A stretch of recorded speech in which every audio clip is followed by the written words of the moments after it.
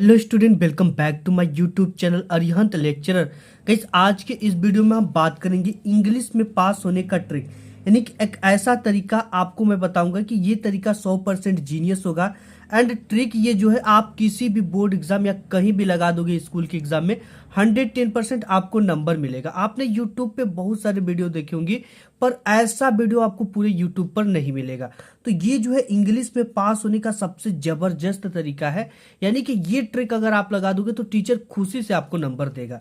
ठीक है, और ये जो ट्रिक मैं आपको बताऊंगा ये पूरे इंग्लिश के पूरे पेपर में आपको चाहे कुछ ना आए, ये ट्रिक लगा देना 100% में नहीं 110% गारंटी देता हूं कि आप पास हो जाओगे। ठीक है, तो आपने अभी तक वीडियो को लाइक नहीं किया तो एक लाइक जरूर कर देना, इससे हम लोग को थोड़ा सा मोटिवेट मिलता है। तो आपको ना इंग्लिश के पूरे पेपर में कुछ ना आए तो आप ये ट्रिक लगा देना, 110% आप पास हो जाओगे। ठीक है, और बिना पढ़े बिना याद की केवल ट्रिक से, मात्र ये ट्रिक ही आपको काम आएगी। अगर आपको कुछ भी नहीं आता तो इस ट्रिक को आप लगा देना। ठीक है, अगर आपने इंग्लिश नहीं भी पढ़ा है तो भी आप इसमें पास हो जाओगे बड़ी आसानी से। ठीक है, बहुत आसान है पास होना प्यारे बच्चों। इंग्लिश पढ़ना नहीं आता और लिखना भी नहीं आता फिर भी आप पास हो जाओगे। ठीक है, वो ट्रिक आपको बताने वाला हूं, यानी अगर आप कहो तो बिल्कुल जो अनपढ़ है ना वो भी इंग्लिश में पास हो सकता है इस ट्रिक की हेल्प से। क्वेश्चन का आंसर इस ट्रिक से आपको लिखना है। ठीक है, इंग्लिश पढ़ना भी नहीं आता फिर भी आप लिख लेंगे क्वेश्चन का आंसर इस ट्रिक से। जो ट्रिक आपको बताऊंगा ये ट्रिक 110% जीनियस ट्रिक के साथ साथ 100% वर्किंग ट्रिक है। ठीक है, इस चीज को देखकर एग्जामिनर काफी ज्यादा हैप्पी हो जाएंगे एंड 100% गारंटी जो टीचर है खुश होकर आपको नंबरों की बरसात कर देंगे। ठीक है, और 110% गारंटी है आपके पास होने का, यानी कि इस ट्रिक को आप समझो 100% जीनियस है। सबसे पहले अगर आप इंग्लिश की पेपर को देखोगे, ये हमारे पास इंग्लिश का पेपर भी है जिसमें आपको सबसे पहले MCQ क्वेश्चन को ट्रिक से कैसे हल करना है, यानी आपको ऑप्शनल क्वेश्चन आता है जिसे बहुविकल्पी टाइप के क्वेश्चन हम कहते हैं, ये पूछा जाता है। ठीक है, अब ये क्वेश्चन पूछा जा रहा है तो इसको हमें ट्रिक से कैसे हल करना है, या हमें कोई क्वेश्चन नहीं आ रहा तो उसमें क्या ट्रिक लगाना है कि वो क्वेश्चन हमारा क्या हो जाए, सही हो जाए। और इसके साथ ही साथ बात करेंगे आपको पैसेज को, जो पैसेज आप में देता है जो कि 10 नंबर 6 नंबर 12 नंबर इस तरह से देता है, पैसेज को आपको ट्रिक से कैसे हल करना। बिल्कुल भी आपको पैसेज नहीं आता तो ये ट्रिक लगा देना, 110% आप कोई भी पैसेज में आप पूरे के पूरे नंबर लाओगे, वो भी टीचर आपको खुशी से नंबर देंगे। एंड अगर एप्लीकेशन और लेटर नहीं आता तो उसे ट्रिक से कैसे लिखे कि 110% पूरे के पूरे नंबर हमें मिले। ठीक, वो भी ट्रिक आज की इस वीडियो में हम शेयर करने वाले हैं आपके साथ। एंड अगर आपको आर्टिकल राइटिंग नहीं आता तो उसे ट्रिक से कैसे लिखना है आज की इस वीडियो में हम देखेंगे। यानी शॉर्ट और लॉन्ग क्वेश्चन नहीं आता तो उसे ट्रिक से कैसे लिखना है आज की इस वीडियो में हम देखेंगे। सेंट्रल आइडिया लिखने का सबसे जबरदस्त ट्रिक आपको बिना पढ़े बिना याद किए। ठीक है, सेंट्रल आइडिया आता है बच्चे 3 नंबर का आता है 5 नंबर का आता है, बट उससे रॉन्ग कर देते हैं, उन्हें जल्दी याद ही नहीं होता। तो ये ट्रिक आज की आपकी ये जो वीडियो आपके लिए काफी हेल्पफुल होने वाली, इसलिए मैं कहूंगा कि सबसे पहले आप वीडियो को लाइक कर देना। ठीक है, यानी कि पूरी इंग्लिश के पेपर में अगर आपको कुछ भी नहीं आता या कोई भी क्वेश्चन एप्लीकेशन आर्टिकल MCQ बहुविकल्पी नहीं आता तो ये वीडियो आपके लिए है। आप चाहे जिस भी क्लास में हो ये ट्रिक लगा दोगे तो 110% आप 110% अच्छे मार्क्स लाओगे। इसके लिए हमने यहाँ पे इंग्लिश का पेपर भी ले रखा है एंड आपको कैसे इसको सॉल्व करना और कैसे पूरे ट्रिक को इसमें अप्लाई करना है ये चीजें हम देखने वाले हैं। तो सबसे पहले अगर हम देखेंगे तो आपका जो इंग्लिश आता है उसमें आता है ऑब्जेक्टिव टाइप के क्वेश्चन। ठीक है, तो देखो ऑब्जेक्टिव टाइप के क्वेश्चन को कैसे हल करना है, हमारी ट्रिक नंबर 2 की शुरुआत हो जाती है। सबसे पहले आपको पेपर में ऑब्जेक्टिव क्वेश्चन आएंगे बोर्ड में। ऑब्जेक्टिव का मतलब बहुविकल्पी टाइप के क्वेश्चन, जिसमें देखो सबसे पहले ऑब्जेक्टिव क्वेश्चन आएंगे बोर्ड में। तो अगर option both A and B है तो यही वाला हर समय सही होगा। ठीक है, अगर आपके इंग्लिश पेपर में एक ऐसा ऑप्शन देता है जिसमें अगर option both A and B तो ये वाला 110% सही होगा। हम फॉर एग्जाम्पल भी देखेंगे इसको कि कहाँ पे ऐसा क्वेश्चन आता ही आता है। तो यहाँ पे देखिए सबसे पहले क्वेश्चन आया है कि what according to Mandela is not free. ठीक है, यानी कि मंडेला के अनुसार कौन कौन नहीं फ्री है। तो यहाँ पे देखो एक ऑप्शन है बोथ A एंड B, तो ये वाला हमने बताया हर समय करेक्ट होगा। यहाँ पे आप देख सकते हो कि इसके अनुसार कि the oppressed and the oppressor दोनों नहीं फ्री, ठीक। तो ऑपरेसर एंड ऑपरेस्ड दोनों, बोथ ए एंड बी वाला ऑप्शन आपका क्या हो जाएगा, ये वाला ऑप्शन आपका करेक्ट हो जाएगा, ठीक है। तो ये तो आपको जैसे भी दिखे बोथ ए एंड बी दोनों, ठीक है। तो ये वाला हर समय, ये वाला कितने परसेंट चांस है करेक्ट होने का, 99% ये चांस करेक्ट होता है, ठीक है। एंड अगर option all of the above हो तो यही वाला सही होगा। फॉर एग्जाम्पल हम देखते हैं, जैसे हमारे पास एक इंग्लिश की और पेपर है, ठीक है। इस पेपर में एक क्वेश्चन आया हुआ है जो कि आपको मैं यहाँ पे दिखा दूं। दे रखा है कि choose the correct option to answer the following question children to attend the program. तो यहाँ पे हैड गॉन भी लग जाएगा, बिल गॉन भी, वेंट। तो यहाँ पे ये देगा all A and B are corrected, यानी कि सभी करेक्ट है, या तो ऑल एबव ये भी देगा, ठीक है। जैसे इसमें दे रखा है कि ऑल ऑफ द एबव, इसकी जगह पे ऑल ऑफ द एबव लिखेगा, या तो all A and B and C are correct. तो इस तरह का जो आता है वो करेक्ट हर समय होता है। एंड अगर कोई सन वाला क्वेश्चन आ जाए, ठीक है, जैसे कि किस सन में क्या हुआ था, तो उसमें 4 ऑप्शन देगा, तो उसमें आपको बड़े और छोटे को कट करके 2 ऑप्शन बचते, उसको आपको सेलेक्ट करना है किसी एक को। सबसे ज्यादा जो ऑब्जेक्टिव सही होती है वो ए व सी, शुरुआत में ए व सी आपको सही होने का चांस रहता है, ठीक है। ए व सी सबसे ज्यादा सही होता है। लास्ट में जाते जाते जब जैसे आप में 20 ऑब्जेक्टिव क्वेश्चन है, चाहे 10 हो चाहे 5 हो, ठीक है, उसका आधा जो होगा, जैसे इसमें से 10 ठो में ना सबसे ज्यादा ए व सी सही होगा शुरू में। अब 10 के बाद अगर आप जाओगे तो बी व आपको डी देखने को करेक्ट मिलेगा। तो ये ट्रिक 110% वर्किंग है। अगर क्वेश्चन से आंसर बनाते समय, अब देखो यहाँ तक तो हमने ऑप्शन को देख लिया, अब यहाँ से हमें शुरुआत करना है क्वेश्चन का आंसर बनाना कैसे है, हमें सब कुछ हम देखेंगे, ठीक है।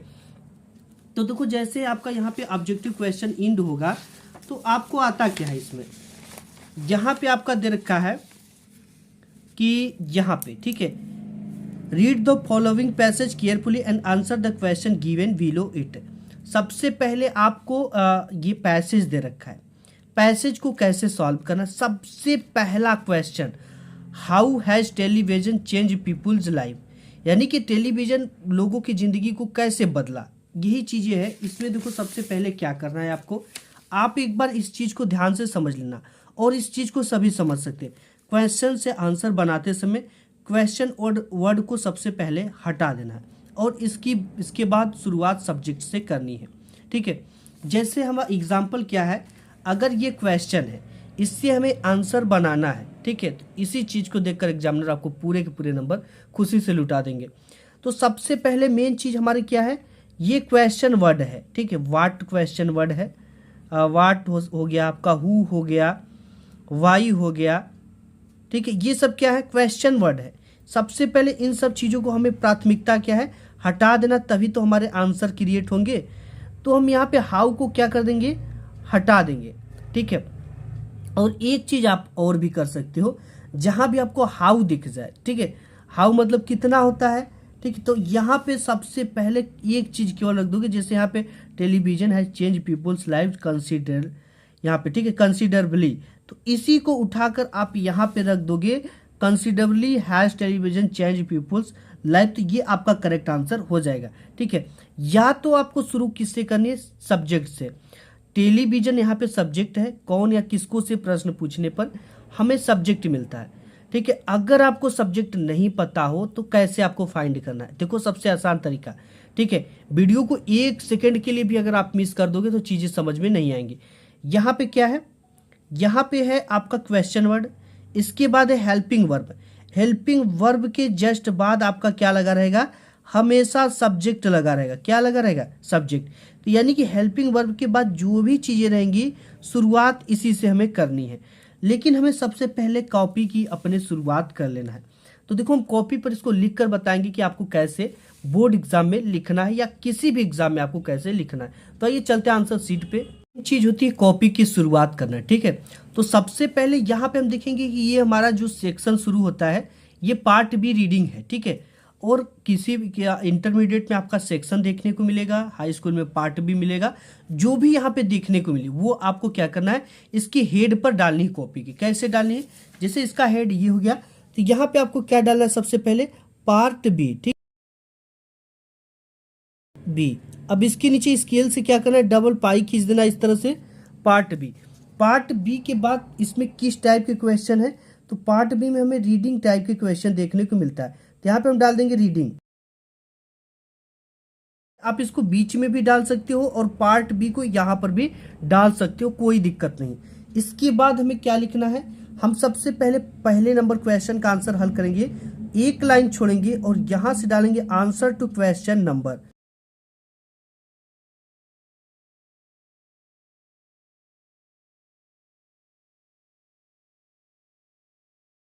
यहाँ पे हमने डाल दिया आंसर टू क्वेश्चन नंबर, इसके नीचे स्केल से डबल पाई खींच देनी है। यहाँ पे हमने डाल दिया आंसर टू क्वेश्चन नंबर।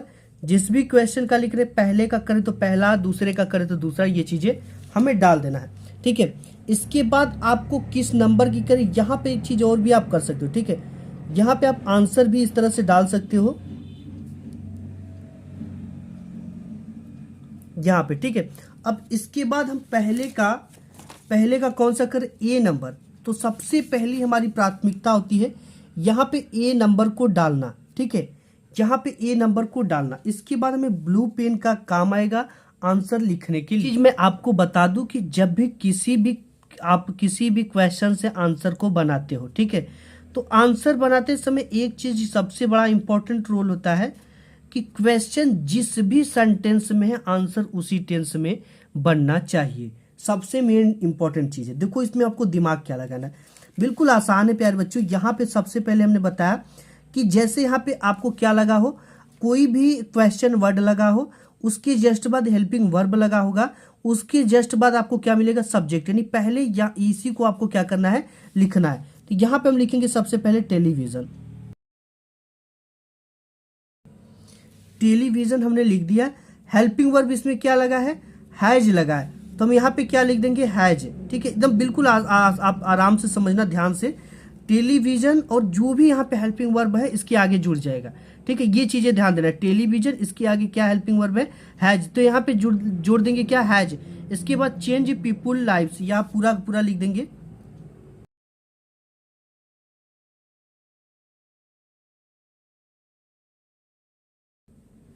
ठीक है, चेंज पीपुल लाइफ। इसके बाद आपको एक चीज और ध्यान देना है, आपको यहाँ पे जैसे ये क्वेश्चन एंड होता है, वहां पे आप बट लगा सकते हो, सो लगा सकते हो, बिकॉज लगा सकते हो, दैट लगा सकते हो। ठीक है, तो हम यहाँ पे दैट लगा देंगे। टेलीविजन है चेंज पीपुल लाइफ, चेंज किया कि दैट यहाँ पे लगा देंगे, या बिकॉज लगा सकते हो क्योंकि दैट इसमें क्या है, कंसिडरेबली है, तो यहाँ पे हम क्या लिख देंगे, इसका मेन चीज कंसिडरेबली। ठीक है, यहाँ पे कंसिडरेबली हो गया, ये पूरा का पूरा आंसर हो गया। ठीक है, यहां से आपको पूरा का पूरा 2 नंबर मिल जाएंगे।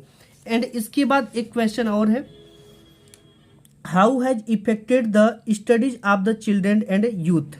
ठीक है, देखो अगर आपको ना, यहाँ पे हमने बताया कि अगर ये आपको नहीं आता, पढ़ने भी नहीं आता, तो आपको क्या करना है, टेलीविजन को उठाना है, हैज लगाना है, चेंज पीपुल लाइफ्स, इसके बाद बट लगा देना है। ठीक है, यहाँ पे देखो जैसे इसमें दे रखा है कि कौन या किसको से प्रश्न पूछने पर आपको सब्जेक्ट मिलता है।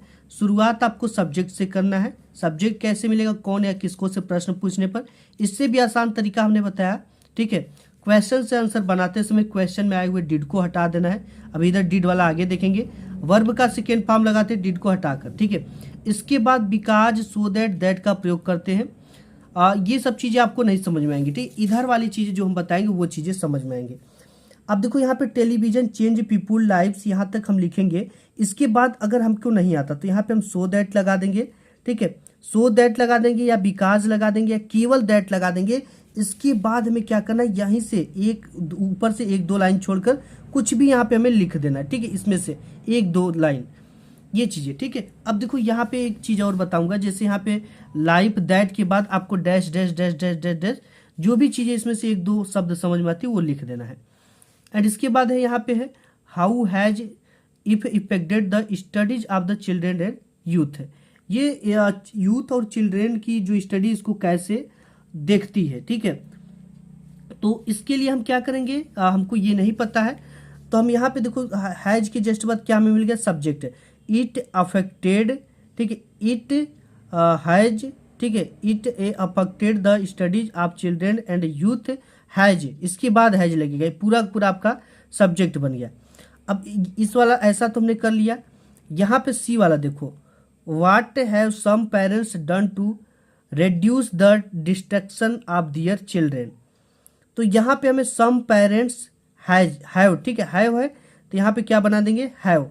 यहाँ पे क्या लग जाएगा हमारा, have done to reduce the distraction of the children. तो इसको कैसे बनाना, व्हाट की जगह पे देखो यहाँ पे सम पेरेंट्स, इसमें सब्जेक्ट है, इसके जस्ट बाद यहाँ पे हम लिखेंगे जो भी करेंगे, जैसे यहाँ पे सी कर रहे हैं तो यहाँ पे हमें क्या लिखना है प्यारे बच्चों, सी। ठीक है, ध्यान से समझना, आप बहुत आसान है समझना इसको और आप आसानी से पास हो जाओगे। ठीक है, यहाँ पे है सम पेरेंट्स, तो यहाँ पे हम लिख देंगे सम पेरेंट्स,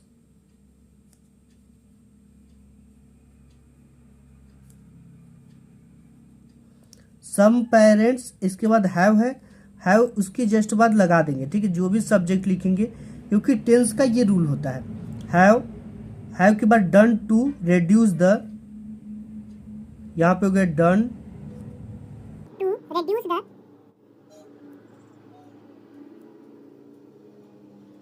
इतना हो गया। ठीक है, देखो यहाँ पे हमने कुछ भी नहीं किया और इसी चीज को देखकर एग्जामिनर काफी खुश हो जाएगा। सम पेरेंट्स, इसके बाद यहाँ पे जो भी लगता है इसके आगे लगा देना है, have done to reduce the distraction of their children. इसके बाद हम लिख देंगे बिकॉज, सो दैट। ठीक है, कुछ भी आप लिख दो, तो यहाँ पे हम लिख देंगे दैट। इसके बाद हम इस तरह का डैश आपको लगा रहे हैं। आपको क्या करना है, ए ऊपर 1 से 2 लाइन को कुछ भी उठाकर लिखना है, लेकिन जब भी लिखना है ना तो आपको एक फुल स्टॉप की यहाँ से लिखना है। ठीक है, क्या यहाँ से लिखना है, जहाँ से सब्जेक्ट शुरू हो, ये नहीं कि आप बीच से यहाँ से शुरू कर दो। जैसे यहाँ पे ये पूरा पैसेज खत्म हो रहा है तो आपको जब भी लिखना है तो यहाँ से लिखना है। ठीक है, यहाँ से लिखना है, ये चीज़ का आपको थोड़ा सा ध्यान देना है। अब इसके बाद है यहाँ पे find out the word in the passage is opposite off fully. अब देखो एक चीज़ इंपॉर्टेंट है, अगर आपको फुल्ली का अपोजिट नहीं आता, किसी भी चीज़ का अपोजिट नहीं आता, अगर आपके बोर्ड एग्जाम में अपोजिट पूछा है, ठीक है, कि इस चीज़ का अपोजिट बताइए, तो अगर अपोजिट वर्ड ना आए तो लगा देना ये ट्रिक। आपको कोई भी नहीं आता अपोजिट वर्ड तो इज नॉट फेल फॉर आपको लगा देना। ठीक है, जैसे यहाँ पे अगर हमको इसका नहीं आता है फुल्ली का, तब यहाँ पे क्या लिख देंगे, डालेंगे डी नंबर। ठीक है, डी नंबर हम डालेंगे और यहाँ पे किसका लिखना है, वो फुल्ली का, तो हम इस तरह से लिखेंगे फुल्ली। इसके बाद इसका जो अपोजिट वर्ड है इसकी जगह पे लिख देंगे इज नॉट फेल फॉर। ये इंग्लिश का नियम होता है और इसको केवल इंग्लिश की टीचर ही जानते हैं, इज नॉट फेल फॉर। ठीक है, तो इस चीज को आप लिख देना, आप कभी जिंदगी में आपका नंबर नहीं कटेंगे, किसी भी 12th में हो अगर उसमें भी आ जाता है अपोजिट वर्ड इसका, तो इज नॉट फेल फॉर लिख दोगे तो आपको पूरा नंबर मिल जाएगा। ये इंग्लिश का रूल होता है। अब इसके जस्ट बाद आपको इंग्लिश में क्या आता है, मेन चीज आ जाता है यहाँ पे, write a letter to your father demanding money to purchase your book. अब देखो इसको कैसे लिखना, ये आपको बिल्कुल भी नहीं आता है। तो सबसे पहले तो आपकी कॉपी की शुरुआत कैसे करनी है, ऊपर राइटिंग डाल देनी है। ठीक है, और दूसरा नंबर क्वेश्चन हमें डालना है। कैसे लिखना, आइए आंसर शीट पे देखते हैं। तो यहाँ पे सबसे पहले इसकी हेड पे हम क्या डालेंगे, पार्ट भी नहीं कर रहे हैं। ठीक, तो पार्ट भी नहीं डालेंगे। यहाँ पे है राइटिंग हम कर रहे हैं, तो हम क्या यहाँ पे क्या डालेंगे, राइटिंग डाल देंगे।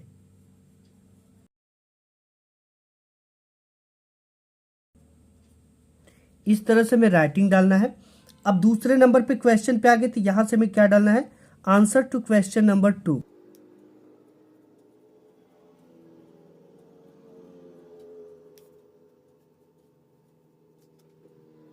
यहाँ पे राइटिंग में सबसे पहले आपको क्या आता है, राइटिंग में लेटर राइटिंग आता है। ठीक है, लेटर राइटिंग आएगा या तो एप्लीकेशन राइटिंग आएगा। ये लेटर राइटिंग और एप्लीकेशन राइटिंग लिखते समय हर समय आपको एक नया पेज लेना है, यानी कि कोई भी क्वेश्चन अगर यहाँ से इंड होता है तो आपको लेटर राइटिंग एप्लीकेशन राइटिंग यहाँ से शुरू नहीं करना है, हर समय एक नया पेज लेना। और ऊपर हम लेटर राइटिंग देख रहे हैं तो ऊपर सिंपल हेड पे लिख देना है लेटर राइटिंग। ठीक है, तो यहाँ पे हम लिख देंगे लेटर राइटिंग।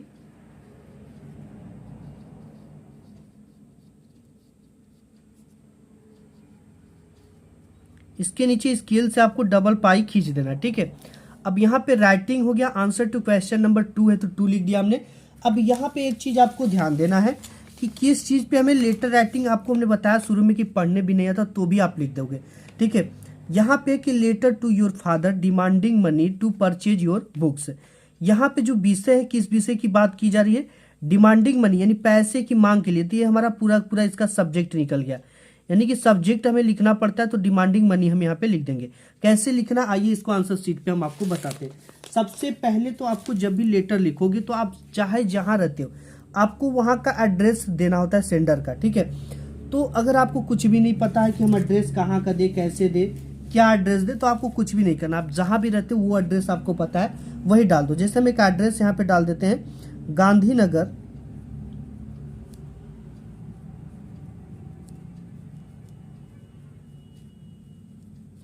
ठीक है, गांधीनगर आगरा यूपी। ये कहाँ पे पड़ता है, आगरा यूपी, ठीक है। अब यहाँ पे डेट डाल देना कि किस डेट को आप भेज रहे हो। तो जैसे मैं यहाँ पे अगर भेजूँ तो यहाँ पे हम 7 मार्च को भेज रहे हैं, तो यहाँ पे 7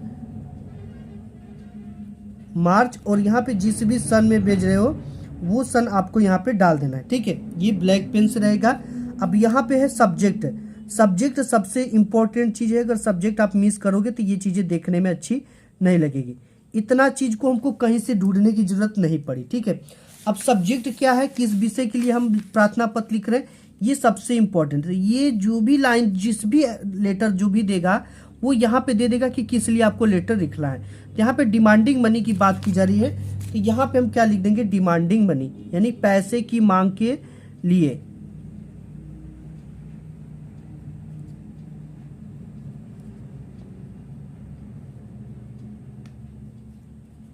तो यहाँ पे हमने लिख दिया डिमांडिंग मनी। अब इसके बाद हमें क्या लिखना है, फादर जी को लिख रहे हैं तो थोड़ा प्रेम से लिखेंगे ताकि पैसे हमें मिल जाए, ठीक है। पैसा लेना है तो my dear father, my dear father, ठीक है। तो ये चीज़ें तो भी आपको मिल गई कहाँ से, इसके बाद आपको एक तो कामा लगा देना है। फादर के लिए लिख रहे हैं, यहाँ पे देखो फादर यहाँ पे मिल गया आपको इंग्लिश से, ठीक है। फादर यानी my father, my dear father. अब देखो क्या लिखना है, माय डियर फादर। आप देखो इनको लिख रहे हैं तो आप थोड़ा सा सम्मान पूर्वक कहोगे, ठीक है। क्या कहेंगे, with most respectfully I beg to, I, ठीक है, आई बेग टू से, या इस तरह से कह सकते हैं, या तो हम यहाँ पे देखो ऑलरेडी मैंने यहाँ पे लिख रखा है, आप इस तरह से लिख लेना, my dear father with most respectful, इसको तैयार कर लेना। आई वुड लाइक टू से, मैं आपसे कहना चाहता हूँ, ठीक है। ये थोड़ा सा याद कर लेना, I need money to purchase my new book. अब ये चीज़ हमको कहाँ से मिला, देखो यहाँ पे है क्या। अब यहाँ पे जो भी योर आएगा ना, योर की जगह पे हम क्या लगा देंगे, माई लगा देंगे। योर की जगह पे क्या लगा देंगे, my, my father. Demanding money to किस लिए है, टू परचेज। योर की जगह पे क्या लगाएंगे, माई, टू परचेज माई बुक। यहाँ पे वही चीज़ें किया गया। आपको कुछ नहीं आता ना तो with most respectfully I, I, I के बाद यहाँ पे to purchase my book, my new book, ठीक है। With most respectfully I would like to say, मैं आपसे कहना चाहता हूँ, आई नीड मनी, मुझे पैसों की जरूरत है। यहाँ पे नीड मनी के लिए है, I need money to purchase my new book, ठीक है, to purchase my new books. इतना लिखने के बाद आपको यहाँ पे ये सब चीज़ें जो डैश डैश है क्या लिखना है। आपके बोर्ड एग्जाम में कई सारे पैसेज आते हैं, जैसे ये पैसेज आ गया। इस पैसेज को आपको बीच से, शुरू से नहीं, बीच से जहाँ भी फुल, जैसे यहाँ पे फुल स्टॉप पे खत्म हो गया, यहीं से कुछ उठाना है और आपको क्या करना है, 1 से 2 लाइन, वर्ड लिमिट का ध्यान देना है। इसमें केवल 2 लाइन यहाँ से लेकर और यहाँ तक आपको केवल भरना है, ठीक है। थोड़ा सा यहाँ पे भरने के बाद 1 लाइन ही आप भर देना। इसके बाद 1 लाइन छोड़कर ये याद कर लेना, therefore I request you to demanding money, ठीक है। डिमांडिंग मनी भी स्पेलिंग आपको मिल गया यहाँ पे। और थैंकिंग यू और योर ओबेडेंटली XYZ, इस तरह से लिखना है। थैंकिंग यू जो रहेगा वो जस्ट एड्रेस के नीचे रहेगा, ठीक है। Thanking you your obediently XYZ। इतना चीज़ें तो आपको समझ में आ गया कि कैसे लिखना है। अब एप्लीकेशन कैसे लिखना आपको नहीं पता है तो यहाँ पे देखो, जैसे एप्लीकेशन आया है, write an application to your principal to grant you 5 days leave to attend your sister marriage. सबसे आसान है।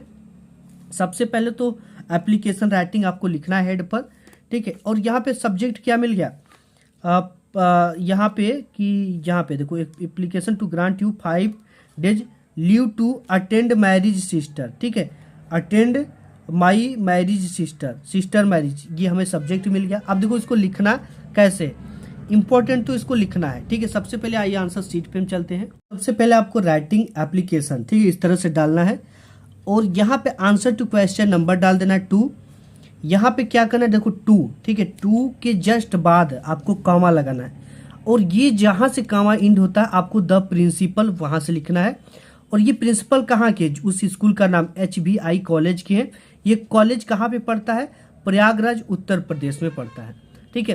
तो यहाँ पे और ये चीज़ हमने लिख दिया। अब सब्जेक्ट क्या है, N application leave for sister marriage. ये तो सिस्टर मैरिज आपको यहाँ पे मिल ही गया। An application leave to attend sister marriage, ठीक है, इस यहाँ से पूरा पूरा मिल गया। इसी चीज़ को आपको यहाँ पे लिखना होता है।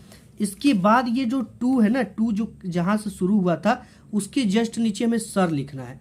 सर के लिए हमें थोड़ा सा याद करना, most respectfully I beg to say that, इतना लिखना है कि most respectfully I beg to say that, इतना आपको तैयार कर लेना है। इसके बाद बीच का जो चांस आएगा, तो यही चीज़ हमने बताया कि आप में कई सारे पैसेज होते हैं, आगे भी पैसेज है और ये बहुविकल्पी वाले में भी कई सारे पैसेज दिए। तो आपको क्या करना है, यहाँ से उठाना है, ठीक है, और एक फुल स्टॉप तक यहाँ तक जाना है। थोड़ा सा 1 से 2 लाइन भरना है, तो आप यहाँ पे वर्ड लिमिट का ध्यान देते हुए 25 वर्ड यहाँ पे भर देना, ठीक है। इस या कामा तक भर दो, फुल स्टॉप तक भर दो, इतना आपको यहाँ पे क्या करना है, डैश डैश की जगह पे लिखना है और डेट डाल देना है। और यहाँ पे योर ओबेडिएंटली XYZ, नेम नहीं लिखना है, क्लास लिख सकते हो, क्लास 10th 12th, और यहाँ पे डेट डाल सकते हो। बिल्कुल ईजी था, इस तरह से आपको लिखना है। केवल इतना याद करना है कि sir most respectfully I beg to say that, ठीक है। दैट के बाद आपको एक लाइन तो वही लिख देना है जो ये दिया गया है, क्वेश्चन पूछा है। उसके बाद थोड़ा सा आपको क्या भरना है, ये थोड़ा सा पैसेज उठाकर यहाँ पे भर देना है। इतना तो हमने कर लिया। अब हमारे बोर्ड एग्जाम में आता है ये, right A report on the independence day celebration in your school in about 80 to 100 word on the basis of the hints given below. अब यहाँ पे क्या करना होता है कि आप कोई राइट रिपोर्ट कोई लिखता है और सबसे ज़्यादा लिखे जाता है आर्टिकल राइटिंग। आर्टिकल राइटिंग के अंतर्गत आपको दे रखा है क्या, introduction, keeps our body to active, tension free and happy all days long, better concentration on the studies, और लास्ट हेडिंग है कंक्लूजन। अगर आपकी हेडिंग नहीं है तो सबसे पहली हेडिंग इंट्रोडक्शन रहेगी, लास्ट की हेडिंग कंक्लूजन रहेगी। इसके बाद जो भी चीज़ें दिया, जैसे रेगुलर एक्सरसाइज है तो इससे क्या होगा, हमारी बॉडी एक्टिव होगी, हमारे जो बॉडी पार्ट है वो एक्टिव होंगे, ठीक है। जो हेल्थ है वो वेल्थ रहेगा, यानी जो स्वास्थ्य है वो अच्छा रहेगा। इसको लिखना कैसे, सबसे पहले हमें क्या लिख देना है, आर्टिकल राइटिंग हेड पे लिखना है। यहाँ पे हम आर्टिकल राइटिंग लिखेंगे, आप यहाँ पर भी लिख सकते हो, ठीक है। इसके बाद आंसर टू क्वेश्चन नंबर 3 कर रहे हैं, तो यहाँ पे वो चीज़ें लिख देंगे, हर समय लिखना है, ठीक है। आंसर टू क्वेश्चन नंबर 3,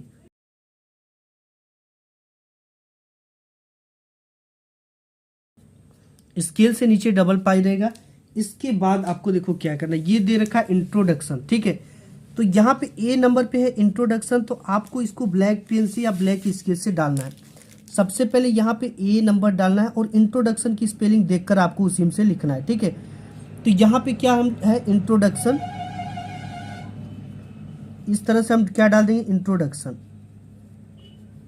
इसके नीचे डबल स्केल से पाई खींच देना है इंट्रोडक्शन के नीचे। और यहाँ पे क्या करना है, इंट्रोडक्शन से रिलेटेड, रेगुलर एक्सरसाइज से रिलेटेड आप कुछ भी जानते हो, जैसे बॉडी एक्टिव रहता है, अब मॉर्निंग वॉक, अगर कुछ भी अपने टूटे फूटे शब्दों में जानते हो तो लिखो। अदरवाइज यहाँ पे आपको पूरे पैसेज मिल जाएंगे, यहाँ पर भी पैसेज मिल जाएंगे। इसमें से आपको क्या करना है, 2 से 3 लाइन आपको यहाँ से उठाना है और आपको यहाँ तक पूरा का पूरा, ठीक है, 3 लाइन 4 लाइन आपको भरना है। केवल वर्ड लिमिट का ध्यान देना, इतना इतना भरा जाना चाहिए कॉपी। तो ये पूरा उठाकर आपको क्या कर देना, यहाँ पे इंट्रोडक्शन में डाल देना। इसके बाद हेडिंग क्या है, नेक्स्ट हेडिंग है कीप्स आवर बॉडी एक्टिव, ठीक है। तो सबसे पहले तो आपको लिख देना है कि this exercise keeps our body active, ठीक है। या इस तरह से शुरू भी यहाँ से कर सकते हो ब्लू पेन से, कीप्स आवर बॉडी, ठीक है। इतना लिखने के बाद आपको तब जाकर पैसेज भरना है, ठीक है। Tension free and happy all day long, तो यहाँ पे हेडिंग इसको डालना है एंड यही चीज़ें लिखना है कि tension free all and happy all day long. इसके बाद पूरा पूरा पैसेज 2-3 लाइन रखना है, ठीक है। ये चीज़ें तो हो गई। अब इसके बाद जैसे यहाँ पे आता है change the following sentence into indirect speech, अगर ये आता है सेट टू, तो आप जानते हो कि किस में बदलना है, टोल्ड में आता है, तो आप इसको उतार ही दो अगर नहीं आ रहा है तो, ठीक है। अब यहाँ पे change the following into passive voice अगर आ रहा है तो इसको भी इस तरह से आप लिखो। पंचुएशन आता है जिसमें आपको ये जो स्मॉल इसको बड़ा करना होता है, साइड टू रेखा, इसको कामा और इसको इन्वर्टेड कामा में कही गई बातें को लिखना होता है, तो और इसको कैपिटल से लिखेंगे जब इसमें लिखेंगे तो, ठीक है। अब यहाँ पे आप में आता है क्या, एक ट्रांसलेशन आता है। अब देखो जैसे ट्रांसलेशन अगर आप बना रहे हो, कोई भी चीज़ इसमें नहीं आ रही है, जैसे अगर व्यवसाय बिजनेस का हमें नहीं पता कि व्यवसाय का इंग्लिश क्या होता है, तो इसको जब भी हम इंग्लिश इसका ट्रांसलेट करेंगे ना, तो यहाँ पे हम व्यवसाय को व्यवसाय ही लिख देंगे, ये चलता है और नंबर भी मिलता है। इसके लिए किसानों को बहुत धन लगाना पड़ता है, किसान दिन रात खेतों में काम करते हैं, लगभग 80% किसान गरीबी में जीवन यापन करते हैं। हम सबको किसानों की पर्याप्त सहायता करनी चाहिए। पर्याप्त का एनफ आपको नहीं पता है तो आपको पर्याप्त ही लिख देना है, ठीक है, पर्याप्त लिख देना, आपको इसका नंबर मिल जाएगा। ट्रांसलेशन में ये होता है जिसका भी वर्ड आपको नहीं पता है उसका इंग्लिश हिंदी में ही लिख दो, ठीक है, हिंदी ही इंग्लिश में लिख दो, एग्जामिनर समझ जाएगा कि बच्चे को थोड़ा कन्फ्यूजन होगा, नहीं पता होगा इसलिए वो लिख दिया, इसके नंबर मिल जाते। अब यहाँ पे मेन चीज़ आपका आता है लिटरेचर, यहीं से सबसे इंपॉर्टेंट चीज़ शुरुआत होती है। अब देखो इसको कैसे आपको करना है, आपको नंबर मिले, जैसे यहाँ पे हमने बताया what did Lencho call the employees of the post office in his letter to God. अब इसे कैसे हल करना है, बिल्कुल आसान तरीका में हम आपको बताएंगे। सबसे पहले देखो डिड आता है, ठीक है, आपको डिड को क्या करना है, ये पूरी नियम है। क्वेश्चन आंसर बनाते समय क्वेश्चन वर्ड को सबसे पहले हटा देना है। क्वेश्चन वर्ड इसमें क्या है, व्हाट है, इसको हम क्या कर देंगे, हटा देंगे। और इसके बाद शुरुआत सब्जेक्ट से करना है। इसके जस्ट बाद जो हेल्पिंग वर्ब होता है, इसके जस्ट बाद क्या लगा होता है, सब्जेक्ट लगा होता है। तो देखो यहाँ पे दरकार कौन या किसको से प्रश्न पूछने पर हमें सब्जेक्ट मिलता है, तो हमें ये दिमाग ही नहीं लगाना है। हेल्पिंग वर्ब होगा उसके बगल में क्या लगा होगा, सब्जेक्ट। क्वेश्चन से आंसर बनाते समय क्वेश्चन में आए हुए डिड को हटाकर वर्ब का सेकेंड फॉर्म लगा देते। जिस भी क्वेश्चन में आया हुआ डिड है इसको हटाकर वर्ब, यहाँ पे क्या है, वर्ब कैसे पता करेंगे, ये जो सब्जेक्ट होता है ना, इसके जस्ट बाद यहाँ पे वर्ब लगा होता है, क्या लगा होता है, वर्ब। इसी का हम क्या कर देते हैं, सेकेंड फॉर्म कर देते हैं, सेकेंड फॉर्म कर देते हैं, ठीक है। ये चीज़ें थोड़ा सा ध्यान देना कि हमें हेल्पिंग वर्ब यहाँ से शुरुआत इससे करना है, हेल्पिंग वर्ब के जो बात दिया गया है। और यहाँ पे कॉल है तो इसका सेकेंड फॉर्म डिड को हटाकर हम लगा देंगे कॉल्ड हो जाएगा, the employees of the post office in this letter to God. अब देखो यहाँ से ये चीज़ हो गया, क्वेश्चन में आंसर बनाते समय इसको हटा देना, वर्ब का सेकेंड फॉर्म लगाना है। इसके बाद बिकॉज सो दैट का प्रयोग करना है। अधिकतर जो सेकेंड फॉर्म बनता है वो वर्ब के अंत में डी या ईडी लगाने से बन जाता है। जैसे अगर टाक का है, टाक का सेकेंड फॉर्म क्या होगा, टाक्ड होगा, तो अक्सर ईडी लगाने से ही सेकेंड फॉर्म बन जाता है किसी भी, ठीक है। जैसे यहाँ पे कॉल है तो हम कॉल्ड लगा देंगे, सेकेंड फॉर्म बन गया ईडी लगाने से, ठीक है। और बहुत कम केवल डी लगाने से बनता है, ठीक है, डी लगाने से बहुत कम बनते हैं। जिसके अंत में अगर ई हो तो वहाँ पे केवल डी लगा देंगे, ठीक है। जैसे अगर आप किसी चीज़ का सेकेंड फॉर्म जानना चाहते हो, जैसे अगर यहाँ पे सेव है, ठीक है, सेव है तो इसके अंत में क्या है, ई लगा हुआ, तो यहाँ पे केवल डी लगा देंगे तो सेकेंड फॉर्म बन जाएगा। अब देखो इस क्वेश्चन को हल करना सबसे इंपॉर्टेंट है कि इसे हल कैसे करेंगे, ठीक है। तो इसको लिए नेक्स्ट पेज पे चलते हैं। यहाँ पे हमने लिटरेचर करा है तो यहाँ पे जो भी करेंगे वो डाल देंगे, ठीक है। आंसर टू क्वेश्चन नंबर 5 है तो 5 डाल दिया। अब यहाँ पे ये है क्वेश्चन, ठीक है। हमने बताया कि जब भी आपको क्वेश्चन वर्ड दिख जाए और हेल्पिंग वर्ब दिख जाए, इन दोनों हेल्पिंग वर्ब के जस्ट बाद क्या लगा होता है, सब्जेक्ट है। सब्जेक्ट हमें क्या मिल गया, लेंचो मिल गया, तो यहाँ पे हम क्या लिख देंगे, लेंचो। लेंचो के जस्ट बाद यहाँ पे जो भी हेल्पिंग वर्ब होता है इसके आगे हो जाता है, ठीक है। लेकिन यहाँ पे जब भी डिड दिख जाए तो इसमें ऐसा नहीं होता, डिड में डिड को हटा दिया जाता है और जो इसके आगे होता है वो वर्ब होता है, और इसी वर्ब का हम क्या कर देते हैं, सेकेंड फॉर्म लगा देते, सेकेंड फॉर्म यहाँ पे लिखते हैं। तो यहाँ पे है कॉल, ठीक है, तो यहाँ पे है कॉल, कॉल का जो सेकेंड फॉर्म होगा वो कॉल्ड हो जाएगा। तो यहाँ पे अक्सर जो सेकेंड फॉर्म है वो ई डी लगाने से बनता है, ठीक है, बहुत कम केवल डी लगाने से बनता है। कॉल्ड यहाँ पे पता चल गया, सेकेंड फॉर्म पता करने की जरूरत नहीं है। The employees of the post officer in the letter to God, इतना हमें पूरा लिखना है, ठीक है। हम यहाँ पे लिख देते हैं कॉल्ड द। देखो इसमें हमें कुछ दिमाग नहीं लगाना पड़ा। सबसे पहले तो हमने उठाया लेंचो सब्जेक्ट को, called the employees of the post office in this letter to God, यहाँ तक हमने पूरा लिख दिया। Employees of the post office in his letter to God, पूरा का पूरा लिख दिया। अब यहाँ पे हमें नहीं पता आंसर, तो हम क्या लिखेंगे, हम यहाँ पे लिख सकते हैं बिकाज। ठीक है, आपको बिकाज की जो स्पेलिंग है उसको पता कर लेना है। जैसे यहाँ पे BECAUSE बिकॉज होता है। इसके बाद हम इस तरह से डैश डैश डैश पूरा का पूरा यहाँ पे लगा देंगे। ठीक है, अब ये कितने नंबर का है, ये हमको बोर्ड एग्जाम में 3 नंबर का पूछा जाए। वर्ड लिमिट जो इसकी होगी वो हमें कितना रखनी है, 40 वर्ड रखना है। यानी यहाँ से लेकर और यहाँ तक आपको क्या करना है, ये पूरा का पूरा आपको इसमें पैसेज भर देना है। ठीक है, जैसे पैसेज हमने बताया कि बहुत सारे पैसेज हैं आपके इसमें, जो भी पैसेज उठाएंगे हम एक फुल स्टॉप से ही उठाएंगे, शुरू का नहीं उठाएंगे, बीच का उठाएंगे। जैसे यहाँ पे फुल स्टॉप से लेकर एक फुल स्टॉप तक हमें क्या कर देना है, लिख देना है। ठीक है, ये इस पे पूरा पूरा नंबर मिलेगा। और ये जो है ना, ये टेंस का पालन करके लिखा जा रहा है, तो इसमें कोई भी नंबर नहीं है। और टीचर देखकर खुश हो जाएगा क्योंकि आपने सेंटेंस का सही तरीके से पालन किया है। इसके बाद एक चीज़ और भी देख लेते हैं, जैसे यहाँ पे है, यहाँ पे where were sweets and snacks prepared on the special occasion. तो यहाँ पे आपको क्या है, कैसे लिखना है। सबसे पहले तो आपको स्वीट एंड स्नैक्स क्या मिल गए, सब्जेक्ट मिल गए। कैसे सब्जेक्ट मिले, हमने देखा हेल्पिंग वर्ब के जस्ट बाद क्या लगा है, स्वीट एंड स्नैक लगा, तो ये हमें क्या मिल गया, सब्जेक्ट मिल गया। तो इसे हम कैसे लिखेंगे, यहाँ पे अथवा वाला है इसका आर वाला क्वेश्चन, तो इस तरह से लिखेंगे स्वीट एंड स्नैक, इसको कैपिटल से लिखेंगे। स्वीट पहला वर्ड को कैपिटल से ना, एंड स्नैक स्नैक्स स्नैक्स। इसके बाद है प्रिपेयर्ड ऑन द स्पेशल ओकाजिशन, ये नहीं लिखेंगे, ये पूरा पूरा जैसे सब्जेक्ट हम लिखते हैं उसके जस्ट बाद यहाँ पे जो भी लगा है, जैसे वर लगा है तो वर लिख देंगे, हैज लगा है तो हैज लिख देंगे, हैड लगा है तो हैड, हैव लिखा है तो हैव। ठीक है, जो भी हेल्पिंग वर्ब है उसको लिख देंगे। स्वीट एंड स्नैक वर, यहाँ पे लिख देंगे वर। वर के बाद ये पूरा लिख देंगे, प्रिपेयर ऑन द स्पेशल ओकाजिशन, हम इसे लिख लेते हैं। यहाँ पे हमने क्या किया, इसको पूरा का पूरा यहाँ पे लिख दिया। ठीक है, जैसे यहाँ पे sweets and snacks were prepare on special occasion, occasion तक लिख दिया। अब यहाँ पे बिकॉज लगा सकते हो, सो दैट लगा सकते हो, दैट लगा सकते हो। ठीक है, तो यहाँ पे हम दैट लगा देते हैं, दो किसी को भी लगा देते हो दैट। इसके बाद डैश डैश डैश डैश, इसके बाद यहाँ पे क्या करना, आपको पैसेज को भर देना है। इसके बाद और भी चीज़ों को हम देखते हैं, जैसे यहाँ पे है what is Coorg famous for, तो कुर्ग इज यहाँ पे लगा देंगे फेमस फॉर। ठीक है, ये बन जाएगा। इसके बाद बिकॉज लगा देंगे। यहाँ पे what was Wali favourite pass time, तो यहाँ पे वलीज वाज फेवरेट पास टाइम, तो यहाँ पे वली वाज लगा देंगे। जैसे यहाँ पे इस तरह से यहाँ पे लिख देंगे वली, सब्जेक्ट मिल गया हमें, वाज है तो यहाँ पे हेल्पिंग वर्ब वाज। इसके बाद पूरा फेवरेट पास टाइम पूरा लिख देंगे। ठीक है, बिल्कुल आसान है। और यहाँ पे how did the hell stone affect the field of Lencho, इसको कैसे बनाना है, तो यहाँ पे द हेल स्टोन हमें क्या मिल गया, सब्जेक्ट डिड के जस्ट बाद हेल स्टोन। यहाँ पे इफेक्ट है, इफेक्ट का सेकेंड फॉर्म इफेक्टेड होगा। जैसे यहाँ पे बन जाएगा आपका ये इस तरह से, the hell stone, hello stone effect है तो इफेक्टेड हो जाएगा आपका अफेक्टेड, अफेक्टेड ईडी लग गया। ठीक है, ईडी लगने से क्या बन गया, सेकेंड फॉर्म।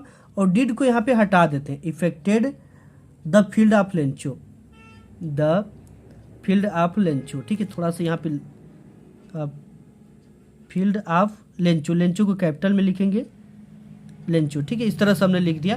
तो एक तरीका मैं आपको बता रहा हूँ कि कैसे लिखना है। ठीक है, अब यहाँ पे वाई डिड अन्नी फ्रैंक मेंटेन ए डायरी, तो यहाँ पे हो जाएगा अन्ने फ्रैंक मेंटेन्ड, ईडी लगा देंगे, ईडी ए डायरी, बिकॉज इसके बाद क्या लिख देंगे, बिकॉज, बिकॉज के बाद पूरा पैसेज आपको भरना है जैसे हमने आपको बताया।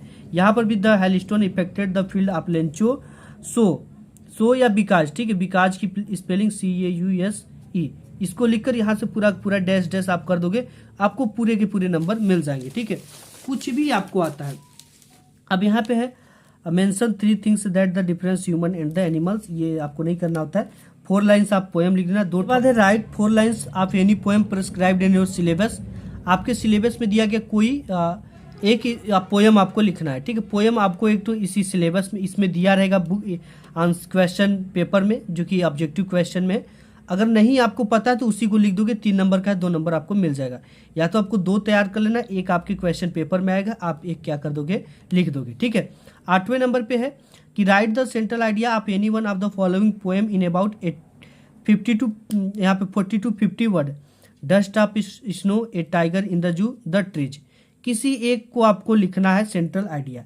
कैसे लिखना है ये आंसर शीट पे देख लेते हैं। देखो आपको इसमें करना क्या, सिंपल कुछ भी नहीं करना, आंसर टू क्वेश्चन नंबर डाल देना है। इसके बाद इसकी हेडिंग डालनी है डस्ट ऑफ स्नो, जिसका भी आप लिख रहे हो पोयम, ठीक है। तो यहाँ पे क्या करना है, डस्ट ऑफ स्नो, ये यहीं से मिल गया, आपको कहीं जाने की जरूरत नहीं पड़ी। इसके बाद सेंट्रल आइडिया, सेंट्रल आइडिया यहाँ पे लिखा हुआ है, आपको इसी को कॉपी करके हेडिंग यहाँ पे बना लेना है सेंट्रल आइडिया, मीनिंग एक भी गलत नहीं होगी। इसके बाद द पोयम, ठीक है, यहाँ पे पोयम तो आपको इसमें मिल रहा है पोयम, और यहाँ पे है पोयम्स, तो यहाँ पे पोयम की स्पेलिंग भी आपको मिल रही है the poem Dust of Snow. इसी हेडिंग को यहाँ पे लिखना है, Dust of Snow has been composed by, इतना आपको याद करना, हैज़ बीन कंपोज्ड बाई। इसको रॉबर्ट फ्रॉस्ट ने लिखा है, अगर पता है तो ब्लैक पेन से लिखेंगे, अगर अंदाजे लिख रहे हैं तो पहले या दूसरे पार्ट का नाम तैयार कर लेना, ठीक है। पहले या दूसरे पार्ट का, तो पहले या दूसरे पार्ट का किसी को लिख देना, वही आता ही आता है, Robert Frost. In this poem the poet has described about, इतना आपको याद करना है। In this poem the poet has described about, यानी कि इस कविता में कवि बताना चाहता है। इसके बाद डैश डैश कर कर पूरी की पूरी पैसेज आपको यहाँ तक क्या कर देना है, यहाँ तक भर देना है उठाकर, ठीक है। आपको यहाँ पे नंबर मिल जाएंगे। इसके बाद 3 नंबर 4 नंबर का फिर क्वेश्चन आता है कि what was mister Pumphrey ringing a dozen time a day, ठीक है। तो यहाँ पे मिस्टर पम्फेरी वाज यहाँ पे लग जाएगा, मिस्टर पम्फेरी आपका सब्जेक्ट है, हेल्पिंग वर्ब के जस्ट बाद क्या मिलता है, सब्जेक्ट, मिस्टर पम्फेरी, और इस वाज को यहाँ पे लगाना ringing a dozen times a day, because, because या सो दैट कुछ भी लगाकर। डिड है तो द थीप मेक, यहाँ पे सेकेंड फॉर्म इसका मेड हो जाएगा, फ्रेंड विथ अनिल, ठीक है। इस तरह से आपको बनाना है। तो आज के इस वीडियो में बस इतना ही, मिलूंगा नेक्स्ट वीडियो में। वीडियो पसंद आए तो लाइक करना।